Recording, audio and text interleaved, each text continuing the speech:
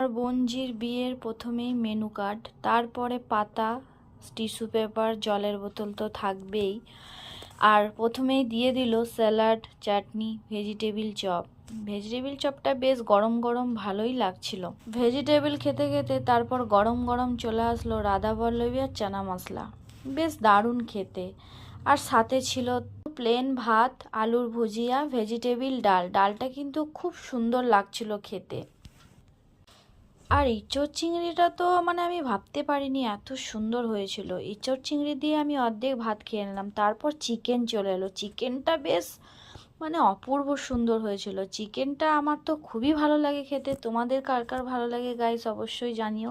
তারপর চাটনি, পাঁপড়, মালাই চমচম, 2 রকমের রসগোল্লা, সাথে আইসক্রিম, পান মশলা। এগুলো তোমাদেরকে আমি শেয়ার করতে পারলাম যেহেতু অনেকটাই লেট হয়ে গিয়েছিল, তাই তো টাটা।